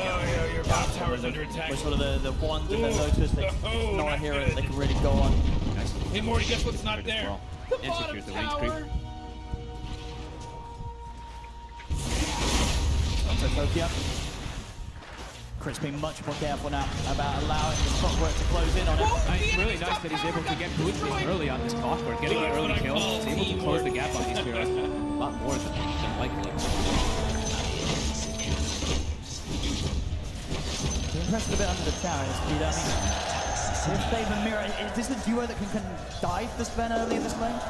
Not the Sven so much in particular, unless he makes a huge mistake in Tokyo. They'll get the catch on him, but the cogs are out. Is he able to stay on top of it? Nice shot. Does have the heal loaded. And actually, he did use it, sorry. Got 18-1 charges still. Yeah. Very, very difficult to finish him. We'll be able to contest the neutral creep here that they were trying to play around with Falcons. Got a big snake too onto them, so he's back up to full man on this Dusa. In the mid, Marine. He's actually threatening him a lot more than I thought he'd be able to. He really is. He's able to get in, tank the tower hits with this big beefy primal beast. And actually, GPK doesn't feel too comfortable. Top lane, Skeeter. A proper start. He went for extra tankiness too. He went for the belt of strength plus the bracement to be able to endure this pressure. Miro is dropping low as well too, so you have to watch on both sides. Who drops first? Skeeter though. A little bit lower. Has to watch that double burst that comes out. Miro's waiting for an angle. I just feel like this bottom lane, now that Nightfall's got his arcane boost online, he's going to not be pressured out at all. So they will be able to get him energy because Radiant just fortified their Bottom structure. Toronto, just making sure that this lane just continues to be a bit of a dream here ready for Nightfall. Very nice and easy start for him. Nice acorn bounces. Amar is starting to get his farm caught back up, but nowhere near, of course, the levels of that Medusa. Again, the strong lanes. Definitely going to take a +1 down here to try and push Nightfall out of this safe lane. We'll see what Marine's first move is to be this game. He's hit the 6, he's got the pulverize. Power root very soon. He definitely has good threat on these lanes. Maybe even on the mid.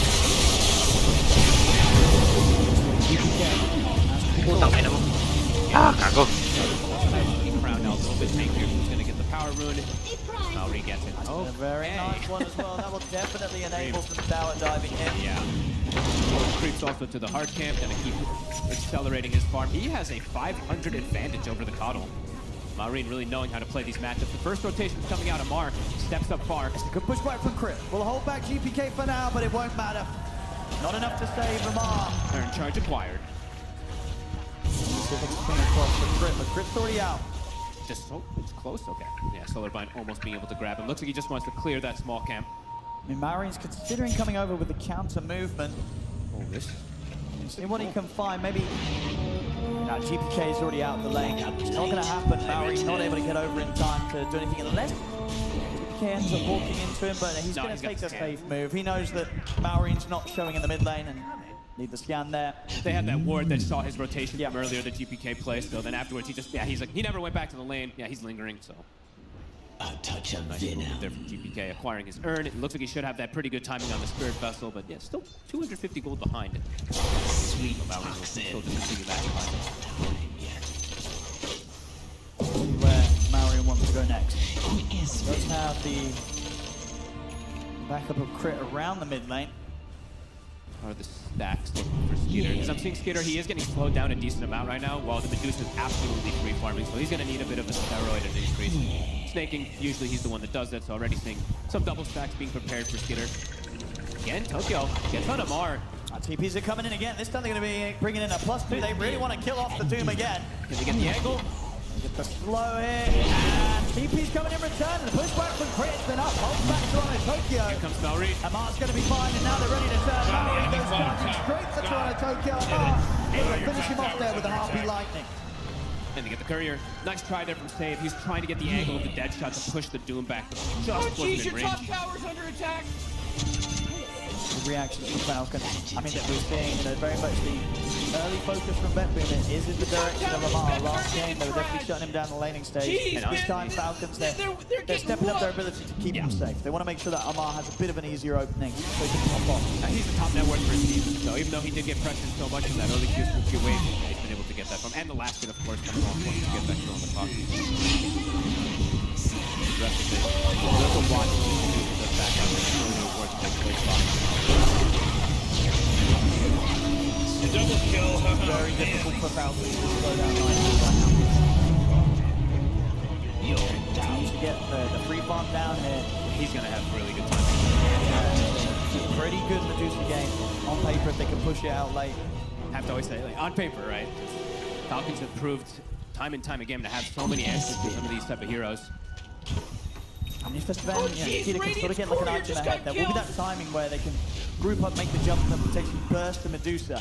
But he is already at 1,000 behind, and no ancient stacks. He does have some hard camp, or some camps that are stacked up, but Maureen actually takes one away. Can't find an angle here. Trying his best to get out the side lanes. Of course, with these movements, Falcons, they make sure they have one of the support snakes. This time Snake King is picking up the XP. Yep, making sure they can get all that farm. And there's that Coddle Spirit Vessel. So GPK feels like he's going to keep making these early aggressive moves, just like that last game. They want to get that tempo going for themselves. Even though they have a Dusa, they want to apply pressure with this slight lane advantage they have. Skeeter. Skeeter shows. DPs are coming in. He's done what a burster. He really is. A very clean kill once again here from Bedboom with these movements. And just GPK. He is going to continue to be very active on the map now. He has great kills. Honestly, all three cores. These great cores are for the Spirit Vessel this early on. Alright. Yeah, we get himself most of the call. Only just. We'll get blasted back. I mean, okay. That actually pushed him up. The Spirit Vessel. I mean, he's still gone. He is. DPK. Then another one. Starting to run away with the game here. And indeed, Snake King's out as well. Bedboom. Nice. The kills are rolling in once again. Analog said it. It's another fantastic Coddle setup for this early game. GPK, great. He's working it. And now tower pressure potentially coming out here.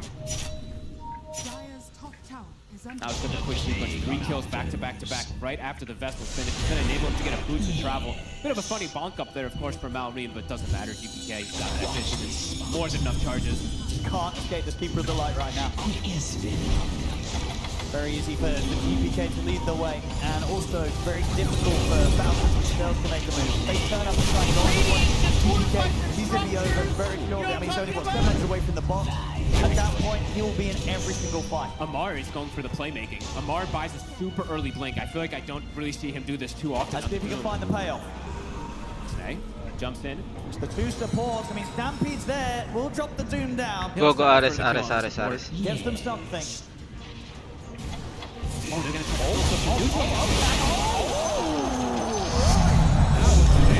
Very nice, yes. They with the dead shot, they're going to bring out the aggro on the ancient. I mean, that was Ares. very heads up, so... Amar just wanted a kill, look at that. Yeah. Nicely done.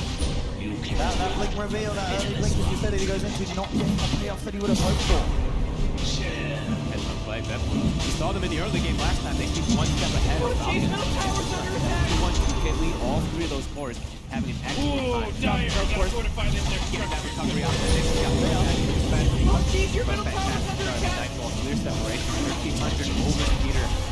I mean, yeah, we've seen Falcons turn some, rough games around. They're not falling behind a lot in goal, but it's just the fact that they're not ahead. And Medusa, Nightfall, being anything other than just a huge threat this game. Yeah. Backed up by GPK's Coddle is having such a good start. Imagine we'll see more arcane boots as well be picked up. Tormentor, take Tormentor. I mean, these arcane boots are super valuable when you're on a team with Medusa, so... And Chakra plus arcane boots this early, going to be very strong crit. Run you down. Tormentor. Catch on to them. They have a hook shot, but they want the bigger target.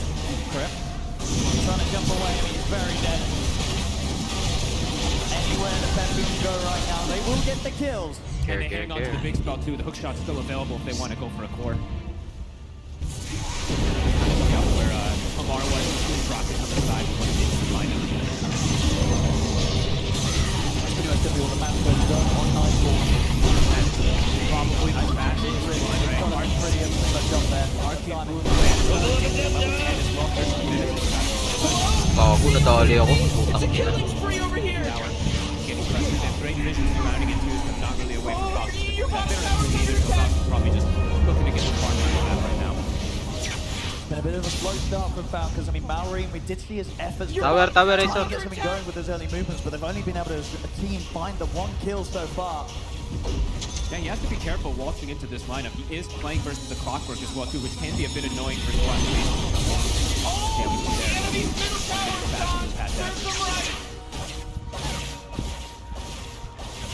Out, sir, out. All there.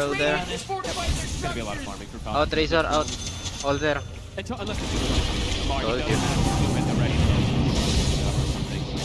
But more than anything, it's stacks of them into the game. And on the side of No, blade fail. I see them actually forming more stacks. I mean, they have the 1 inch stack that's coming on, but I haven't seen them increase it. Di pa namin na-push, putang ina. They're ready to Putang ina. show themselves in the bottom lane again, maybe. If Amar and Fritz step out. Looks like they just want to be playing more aggressive rather than backing up to stacks just yet. The advantage that they have at the moment. Got this good vision on them as well. They know where they are. They're going to try and maybe get into the triangle. They want to go for this. They've got the hook shot. They certainly do. Strong in Tokyo. In with the setup. TPs are coming in. Anything can be done to try and turn this one around? I don't think so. Amar's gone. And Falcons, they're on full retreat. And they can steal the stacks. This is actually a perfect position here for Betboom. Those are the stacks that Sven wanted. I told that. I mean, Mira is pretty much getting the tier 1 tower. Their middle tower is Bring under it to attack. back up to see if they can kill What the a mess. Spectre, but he got there. Whoa! He got the break. Your middle tower can't use that anymore. It's gone. Get the one bout. It's gonna be close. I mean, they can't get him. Mira NP. getting away like that from the 3 of them. I mean, they're just getting so much better Night. this early game. GG. And denying a lot this time around, too. This Medusa is massive. They steal the stacks, and they can continue this pressure. They have this good ward. And Nightfall hasn't had to leave the bottom lane, which is huge. They can't actually force them out of this positioning here. Complete free farm for the most part. Solo XP I see it. on the Medusa. Backed up by the Dream Hero, the big Cottle. How are Falcons going to deal with this? Moonlight Shadow. See if they can try to get a flank. They saw Medusa stepped up a little far. Patay ko lang pa ako. Smart. See if he wants to start for Toronto Tokyo again. He'll try and start things, but the cogs are out. They're good to be honest. He's in trouble. And he is very, very dead. Hooks it forward. They're ready to try and go in for more. Toronto Tokyo gets the block off on towards Crit. Gonna have cogs back up in a few Razor gear. seconds. See if Crit's got anywhere to play his way out of this. Pushback is back up. They're hit it. But anything else to throw? Maybe a snake. Oh, they're fighting one GPK. High ground. Yeah, Crit gets away from them. Killing spree. Amar going down and just at this point, Falcons, they just cannot fight back. Oh, look at these quick moves up, GPK. They saw Skeeter, I believe, with that ward that they have in the lane. He was trying to get himself down here. Kind of surrounding him. He has no TP. If they find him, As you say. if they do end up finding him safe. In a very aggressive spot. This is going to hurt quite a bit. It's going to slow down his farming. I mean, maybe get to work on the bottom row of neutral creep. They might just port toward I'll go top. for this wing gate, yeah. Snay. I mean, Mira, He's got no more leads. Nero, he wants him, can't quite get to him. he's got Amar in with the TP though. The Mira won't be able to push for the kill. I do him this time though. TP's coming in. They are, and he's pretty tanky here on the Centaur. Be fine. And already the wraparound comes into play. And Amar again. The supports have turned up. Save and Toronto Tokyo, they're ready with their setup to allow GPK to kill off Amar. 1 and 5. I mean, last game he was 0 and 8. This time they're just really putting the pressure onto him. A touch of venom. Very much feels like everything is going Betboom's way. Yep. First 17 minutes. It does look, honestly, it was reminiscent of how they were playing in the last game. It's just super aggressive, knowing all the first moves. But this time they have a Medusa, so they're feeling probably extra good because of that, because Nightfall is just free farming, and he's got that good core-to-core matchup. He actually has an Eagle Song already. He's already dictated that he's just going to go for the butterfly in this game. He's feeling confident enough to go for it. And he's going to get it so quick. I mean, you can see on the itemization from Skeeter, obviously he wants to get the Blink Dagger next. I think All going here, all going here. They're probably going to feel like they're going to need to smoke up and try and get Skeeter involved and look to just get a kill or something. Shut down, or try to shut down one of Betboom's cores. But it's going to be a point and at a timing where Nightfall, he's very likely to have the completed butterfly. Yeah. So jumping this Medusa is absolutely not an option. They're probably going to have to just go for jumping back lines and then isolate Medusa at this point. She is just way Let's too go, hard to let's go, for a fight, kill fight, onto fight, now. fight. As Betboom feeling their strength, they're grouping up together around this Coddle. Whoa! They just killed Radiant Courier! Falcons have just played the farm game. They just got to avoid this. See who gets hunted though, because Miro, he has the Blink Dagger. Someone's bound to get caught if you're playing like this on Falcon. See if they can maybe look for that group up and smoke. I mean, what, yeah, 500 gold away from Blink. anything else around the corner. And Malreen's trying to get his Eternal Shroud. They're still quite away from any of those big items. Whoa, it feels like on the killing side of Falcons. Picking up the Midas, That's so great in staking. Oh, yeah, your bottom tower's under attack. it really feels like Falcons That is in force for a field leads me really to believe hard the game Dire upcoming this time fortified their around. structure.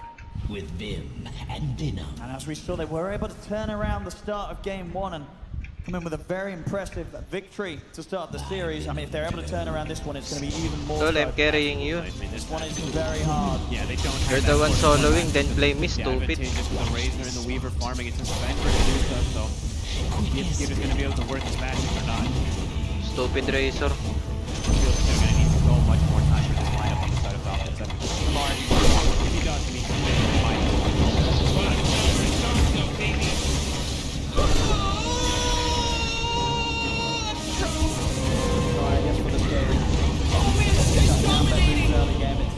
We'll see how much Beppu looks with Force too, because Solo died and blame butterfly, stupid. that could be a call for them just to. It's not often you see it in this type of game nowadays, but going for just an early high ground push, a butterfly deuce though with an Aegis, could be problematic. Oh, Mirror, a little off the mark with the blink there. Whoopsie.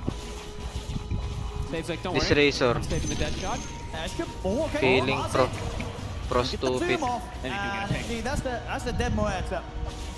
So Falcons will finally be able to get themselves that second kill on the board. Now you're And pinging, a little bit stupid. of something, and indeed the gold's there. The Midas is out. And Use your Mark brain, no? display it. Pull downwards. Retarded monkey. Same time, the Tonic Tokyo is going to look for the angle top like these. Scouts it out with a rocket flare. Already doing some nice dukes. He'll try for the blind hook shot there towards the twin gate, but Marin plays it safe. He's out with TP instead. Heads up play.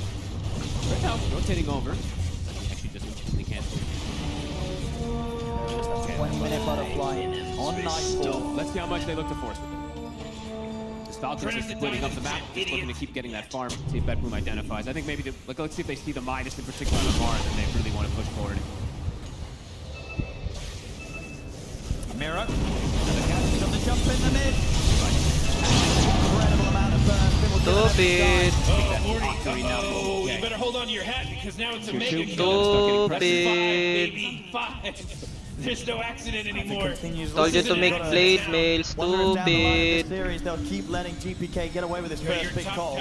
No blade mail, you lose. With the play in game 1, but yeah, this game 2, you're absolutely seeing why Betboom opened up their drafts like this. It just feels refined this time because they have this deuce, so they always have that backup of push too. But I mean, perfect play so far from them. Level 15 on the Coddle. Setting up for bottom for Malreen. NP, targeting NP. Morty, he's coming out of the tower. Look at it. Malreen trying to break away from them. Shot is up. We'll see if Toronto Tokyo wants to go for. Doesn't look like it. Maybe actually with the slow they can sell Boomerang. They saw Malreen also with the courier for a second. That's crit. That's not a big deal. Play for him. So Crit will get out of it. Courier's here. No more BKB, no more BKB. Moments of Moonlight Shadow.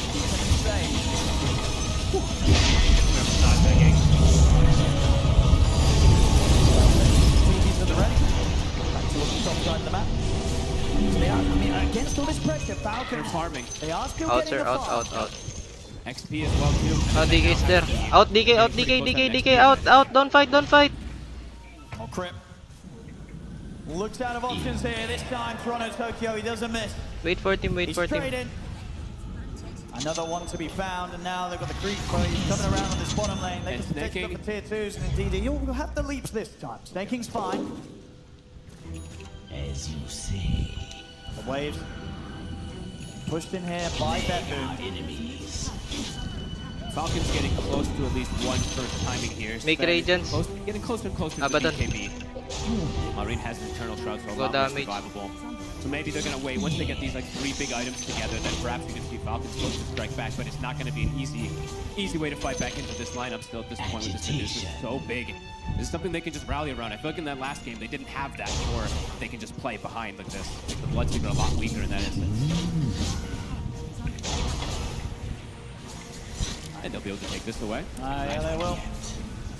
Falcons just no interest right now in taking a team fight. Waiting for their items. Marin Sign in the middle. It's got the pulverize. It isn't. Miro's fine. Instant TP. Gets himself out. Aras check. Amar, I think he's just been farming down here for 10 minutes or something, it seems like. So we'll just take a quick glance at him, see him with some minus. Okay, now back to the actual game.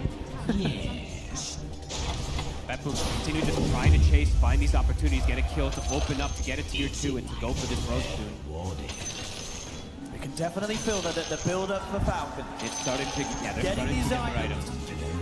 It's going to be a big question of when they do turn up to the fight, with the farm that they've managed to find, will it matter? Exactly. I think the biggest thing is that, well, for me at least, will they be able to isolate the Medusa? I think they have to jump the backlines heroes and then just let Nightfall be alone, and then that's the way to kind of go for that kill. I think if they just try to approach kill Medusa, it might just be too difficult. But they do have to do it, so maybe not. We'll have to see how these approach the fights. Ares, when those timings do get hit. But Nightfall, he just continues to be absolutely massive. His Scotty's going to be soon finished. Continuing to smash these crazy item timings. I think he's 1,600 gold away. Snaking again, getting caught. And at the least Falcons, they'll be happy if it is just snaking getting caught by these movements. It does mean that they're 3 cores, and plus critical, the additional core sometimes on the foot wing are still able to farm. It's okay. Dagon. Now nice and early here for GCK. Make their way down towards the bottom. Nice stab. Not necessarily the easiest of lineups to deal with that, but despite the lead they have. So, yeah, you're not going to see an easy or early sort of attempt at that. Toronto. Oh boy, your top tower's under attack. What a mirror. Another catch. He's getting We can push bot, it's okay. He's getting a lot done this game. They're just finding the pick-offs beautifully around the map, just keeping that advantage growing. Absolute free farms. Just bit the big Anytime Falcons got someone out to farm the lane creep, one of them's going to die. That move is always going to be made by that move. Another one perhaps. Still placed up there. Big shot. For a quick second there, Toronto. Powering. When the hook shot, they put the stomach as well into the hook shot. Powering. He'll be able to survive a little longer. Charging a little more stage, but he's gone. Skittle was considering joining. He's seduced and he's no. Runs away instantly. Roast now for the picking for Beppu. You know what I'm talking about? Can't fight now, and the question is when or if they ever will be able to this game. That is the question. This just is farming, but it's not fair to take off like that. Accelerating more and more. Honestly, Save and Miero are really the big reason that these kills just keep happening. They're set up perfectly.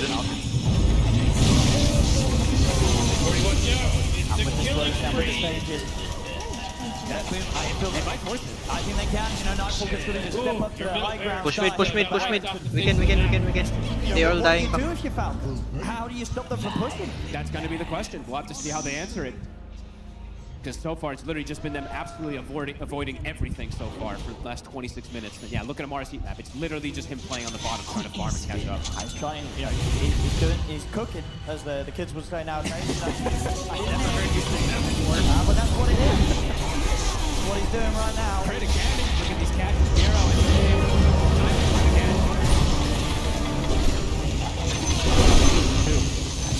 Pretty messy, yeah. Push. Push, don't overcommit. Push only. This game they were just able to set it up that little bit better. And then we can end. Nice. Continue to go this way, they're able to get the win. There's no way they can do it. It's not going to happen again. honestly, the cost might be dominating! 7-0-6.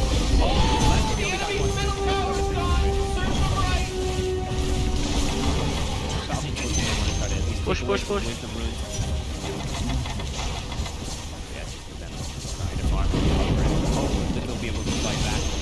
Ooh, they took out the enemy's middle tower!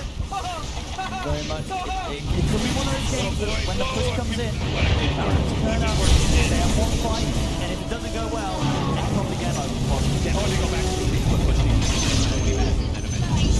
Yeah, just depending how much they want to put into the defense, like spend the buyback and go all in. Nice game, sir. Nice game. Just take something away from them. Good work, Dyer. There is really, I mean, how does Nightfall die? It feels like someone's going to make the jump onto GPK. Oh, press the board top. They see Malrine and Snake. And Miro, he's able to put a stop to the Another escape cat. of Malrine. Be able to get his way out of the cogs again, but nope. Atos is there. Not going to be getting through the twin gate. They're not letting Malrine play Dota. They're not. Absolutely not. Not letting anybody on Falcons really play Dota, it seems, this time around. All Falcons can do really is hit the creeps, and they're trying to do their best with that. Nightfall is pretty isolated at the moment. Thinking about it, Mosquito, he's popped their God Strength. They're going to look for GPK. See if they can kill him off. They will. Catch, they will. That is the big catch. And indeed, but Miro, he's going to try and fight back. He's in with a hook on the two of them, and Nightfall's in with a wraparound. They'll look towards Lamar first. They'll take out the Doom. It's something here for Falcons. They've killed off GPK. Who got the last? It was Crit. Okay, Crit ends up getting it. So Crit's going to have to. He's going to have to carry. The mid, they get another jump. Hey, that's two. This ward in the mid lane is doing wonders. Yeah, and Crit's able to pick up the gem there. Steals that from Toronto Tokyo. That is a huge strike back. A little bit of something here for Falcons. I mean, that's the one opportunity I feel like they saw where Betboom was kind of split up. They saw GPK finally out of position a little bit, and they get that jump. I mean, again, I've got to say, Falcons concern this after the start that Betboom's had with them due to the fact that Nightfall's had this incredible amount of free farm. I mean, and more really to the point that if Betboom, if this game slips away from them, I don't know how much hope's going to be there for them in Game 3. These two losses are going to hurt Betboom. Absolutely. I mean, if they let this one slip away, it's going to feel rough. I mean, Crit is starting to transition pretty hardcore, right? He's getting close to having the snake farm as Malrine, same thing for snaking, so have seen these two pretty crazy carry. They really have. Falcons, they've done sort of the impossible in the past in some games. See Betboom now moved up, not wanting to get picked off again here. How much left on this Aegis? 70 seconds. Amar, he'll show. They get the jump on him. And he's gone. They can push forward here. That's a pretty nice pick off. Yeah, they'll certainly want to still. Yeah, a minute on the Aegis. Up for the high ground they go. Can they stop Nightfall? Radiant's top tower. Feels like this could be a rack that they're able to claim. Falcons, they're going to look to try to fight a Skitter. He finished the Daedalus right before this fight. They're going to look for the flank around. I mean, a few of these heroes are burstable if they get the jump, and indeed, from this angle, it could be big. GPK has to be so careful. He's onto the call. They find GPK. Skitter. He's caught. They go straight at the corner. They look towards Mirror. Mirror's able to put the BKB in the stampede. He'll get out. Nice hook shot. It's a good catch as well. They've caught the two of them in the cogs. They'll turn towards Crit. Toronto Tokyo slides out, but Mary will help finish him off. Falcons, though, they've lost two. Nightfall, he's getting low on the mana, but he will have that Aegis. 30 seconds on it. Let's see what they want to do to deal with this. The control for a save comes out. They manage to root snaking. Oh my god. They're going to be able to do it again, maybe. I mean, he's completely on his own. Nightfall. Miro's going to get caught with a pulverize. Can he get out? He's going to be able to TP. So Nightfall, he'll get out of there. But my goodness, Falcons, they're managing to make it work. And Amar, he's ready to take the ult shot. Amar has been jungling, going Midas and everything. He's just dropping the easies. I told you oh my god. He was cooking, and he's ready to go now. Easy is dropped, and that's a respectful time to drop the easy as well in a game where you're still kind of behind. I cannot believe easy. I cannot believe they catch GPK again. I mean, that's a deserved tip on Skeeter. That was a crazy angle that he gets. Doing it. I mean, he's done it a couple times on some of these special heroes that he likes to spend his CK. And maybe this is the thing. This could be one of those games that killing the Medusa, it might not matter. If they just kill everyone else, oh my goodness. Maybe they could just kind of push around the Medusa and just completely ignore Nightfall. It could be a game that they lose Betboom where Nightfall doesn't even die potentially. I mean, Malrine, he's got his Aghanim's. That's one of the big timings that you want versus a Medusa as well. They're starting to get these items. Holy crap. Now that failed attempt at a push from Betboom, it's gonna hurt. I mean, Skeeter, what an angle. Level 23 now off of those kills. Highest level in the game. GPK needs to be so careful in these next few moments.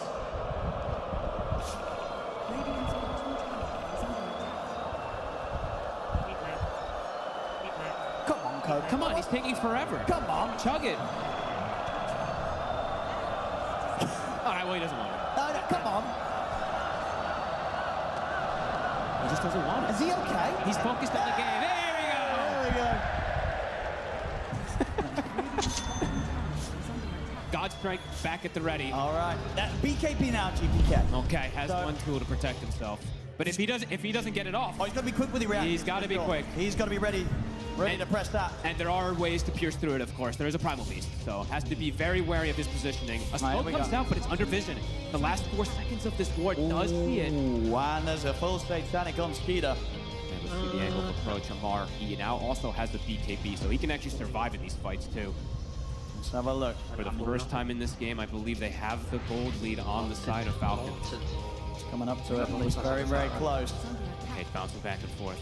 Yeah, very close. These next moments are so tense. Snake King.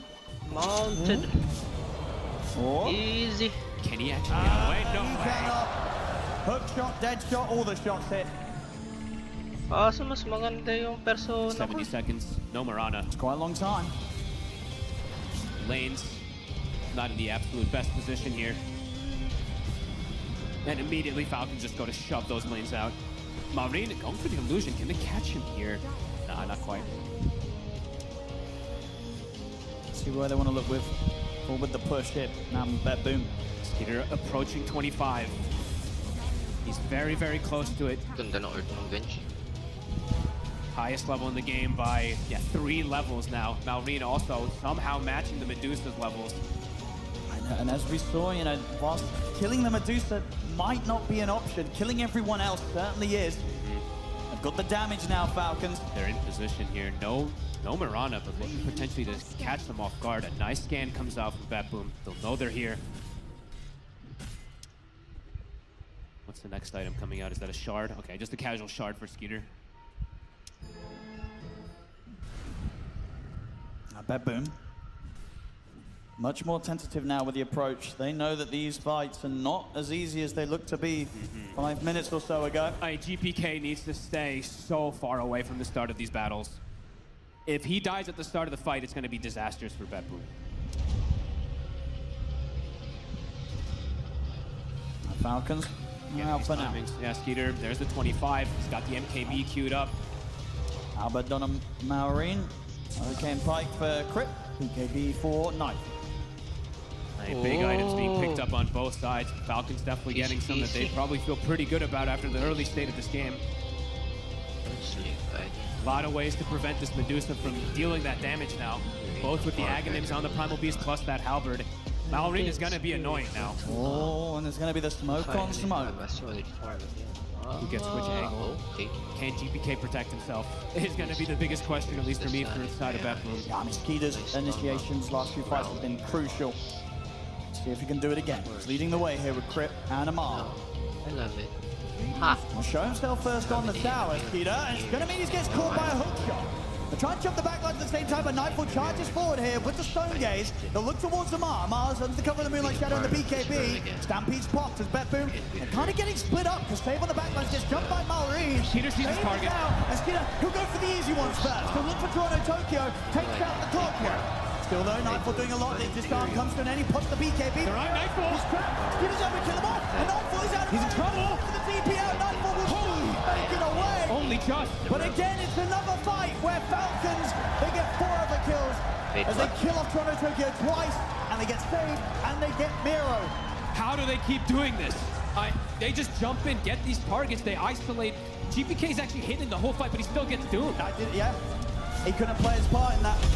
I mean, Falcons, they're doing it. And I think they're finding the answers to everything, it seems. Bet Boom, they're going to be feeling a little bit lost right now. They don't have damage in the fight, it feels like now. I was watching Nightfall trying to hit people, and then he just gets disarmed. He gets Ags hit by the Primal Beast. There's no split shot. He's actually just doing no damage. Falcons, 7K lead. What a swing. This is unbelievable. I mean, they played that mid-game really well. The way that they were just getting so much out of the map.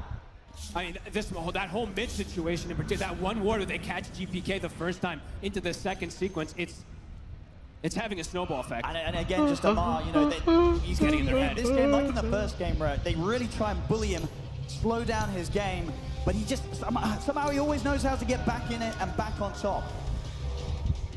And now they're actually set up for the roast themselves. They're going to be cleaning this one up in seconds. Hindi ko naman ginagamit. Ang dami-dami kong But shit they have this dito. ward, this deep ward that they placed earlier. They see Nightfall. BKB's going to be back up in 5 seconds. Okay, well, they'll just walk into a Centaur. That's a free kill. Oo, parang pangit. I mean, it certainly is. Anyone that they find like that alone now, they will destroy. The early game and the early lead of BetBoom, a very distant memory. As Falcons, this roast going to be all there. They're just so good at approaching these fights. I mean, Skeeter, the X Factor, this time around 3-1 and 8.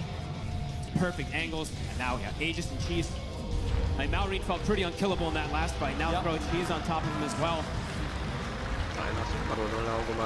These guys just know their timings and when to strike. And in this one, honestly striking at the perfect moment. BetBoom looking to catch Snake King. This is a gem. They'll get it back. Amar looking like he wants to go in. He's going to look for save. He'll drop down the Doom on him. Save immediately just TP's out. Better than nothing. I think he's dead. Is it enough damage? Oh, yeah. Oh, yeah. Oh, yeah.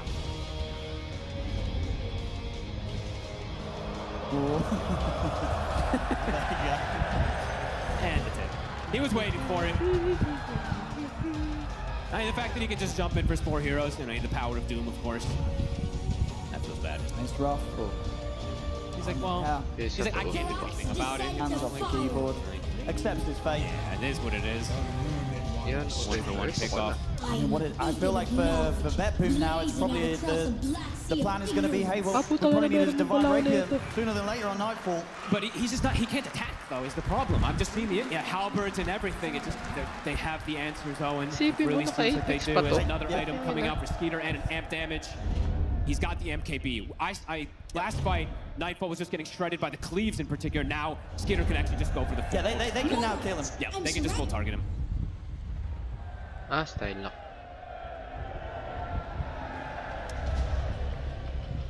Falcons. And they know they're in such a comfortable spot now to Amar. His Doom's going to be back up in about 10 seconds. Save as he respawns, might just get doomed again. Picking up these next bigger items, continuing to get that massive scaling, and the amp damage, it's just being held inside the bottle for Skeeter. What do you do here now as BetBoom after having that position that you were in? I wonder what the comms are like.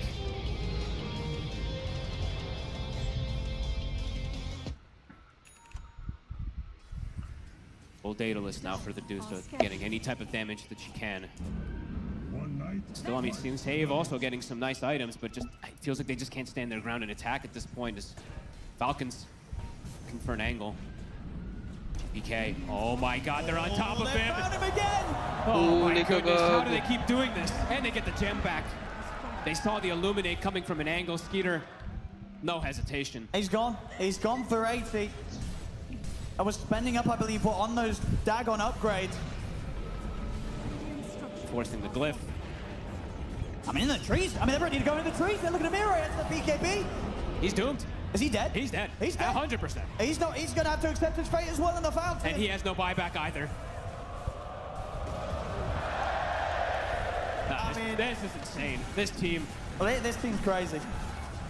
At this type of deficit versus the Dusa, the Coddle, I mean, BetBoom feels like they got everything they wanted in this game. The Falcons just kited them out. They just ignore the Medusa.